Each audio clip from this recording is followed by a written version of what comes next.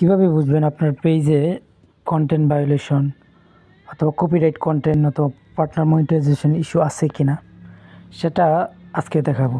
সেটা দেখার জন্য আপনারা প্রথমেই পেজে ক্লিক করবেন। পেজে ক্লিক করার পর সেই ড্যাশবোর্ডে যাবেন। সেই ড্যাশবোর্ডে যাওয়ার পর নিচে চলে যাবেন। নিচে চলে যাওয়ার পর পেজ রিকমেন্ডেশন এখানে ক্লিক করবেন। ক্লিক করার পর এখানে পেজ স্ট্যাটাস এখানে ক্লিক করবেন।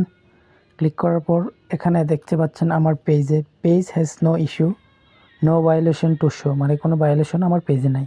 যদি আপনাদের পেজে কোনো ভায়োলেশন থাকে অথবা কপিরাইট কন্টেন্ট থাকে অথবা কোনো মনিটাইজেশন ইস্যু থাকে, পার্টনার মনিটাইজেশন ইস্যু, তাহলে এখানে সব কিছু শো করবে। আচ্ছা, আমার পেজে ভায়োলেশন মানে কন্টেন্ট মনিটাইজেশন ইস্যু ছিল। এখন এলিজিবল টু মনিটাইজ এখানে ক্লিক করলে দেখেন এখানে দেখাচ্ছে মনিটাইজেশনে ক্লিক করেন। এখানে দেখাচ্ছে যে মনিটাইজেশন ভায়োলেশন, মানে মনিটাইজেশন কোনো ভায়োলেশন নাই। এখন বলছে যে পার্টনার মনিটাইজেশন পলিসি মানার জন্য, ঠিক আছে। সো আপনারা এভাবেই দেখবেন যে আপনার পেজে কোনো দূষিত কিছু আছে কি না।